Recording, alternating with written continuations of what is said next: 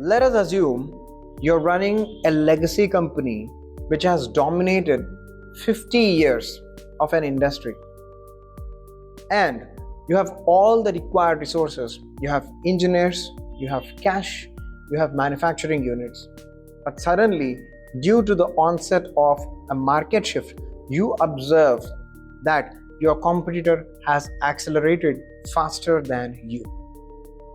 What would you do? Would you invest in new capabilities?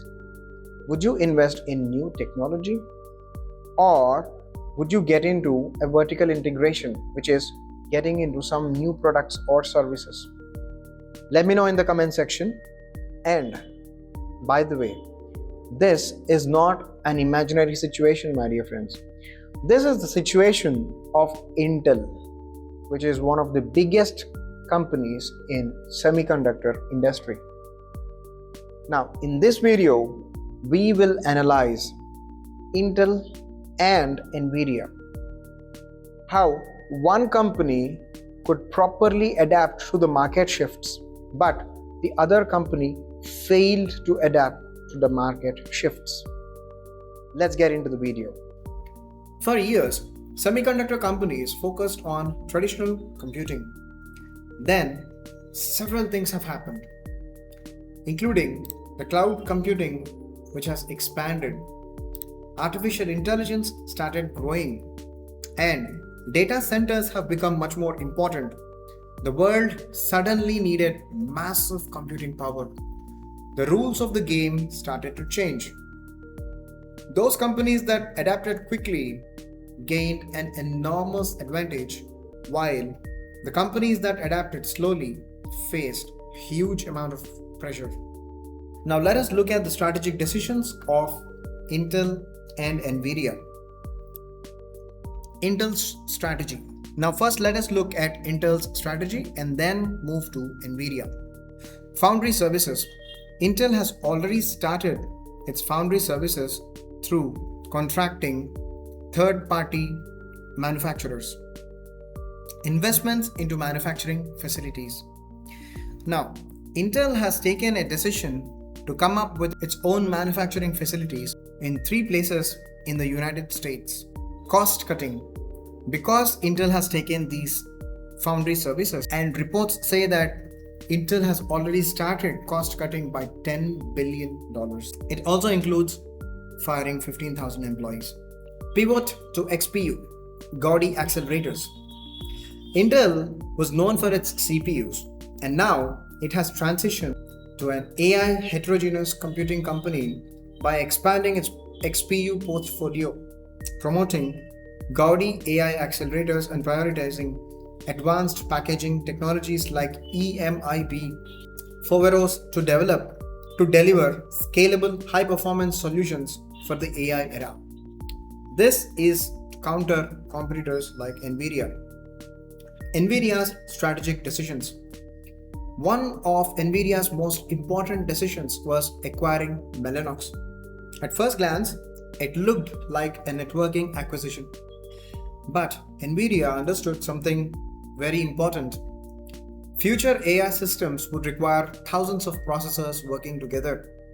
They wanted their processors to work like brain, completely interconnected.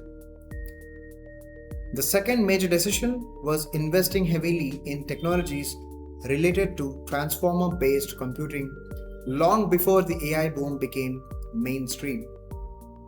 When AI exploded, Nvidia already had products ready. The third decision was CUDA, C-U-D-A. By building a software ecosystem around its hardware, Nvidia created a competitive advantage that became extremely difficult for its competitors to replicate.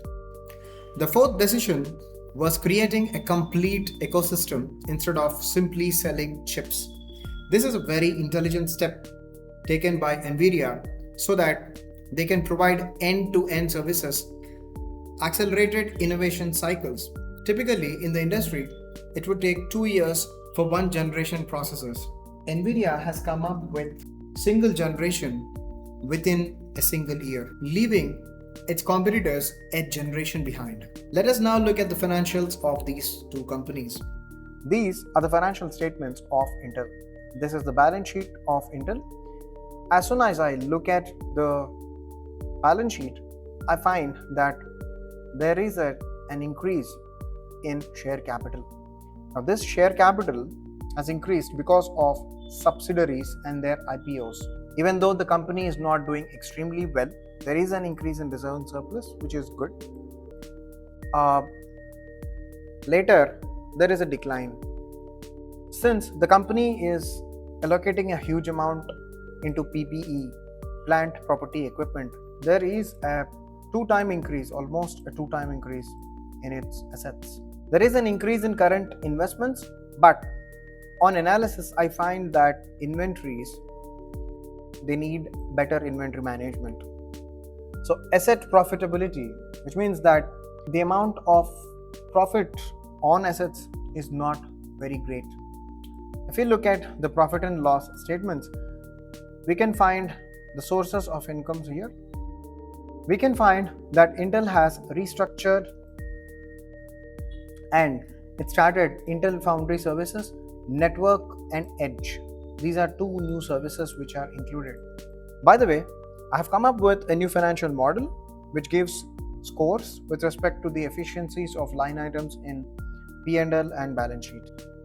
If you want your company's analysis and in-depth insights, you can contact us on LinkedIn.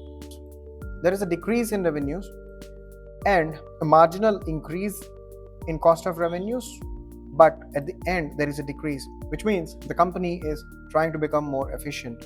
When I combine all these observations together, it suggests that Intel is committing a significant resources towards future growth.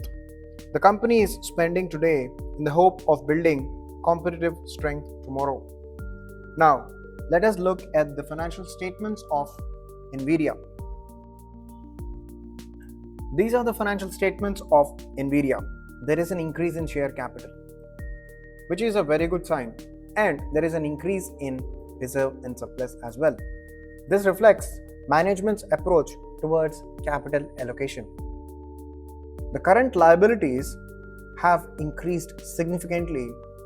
This tells us that the company is operating at a much larger scale and requires continuous monitoring of funding and liquidity.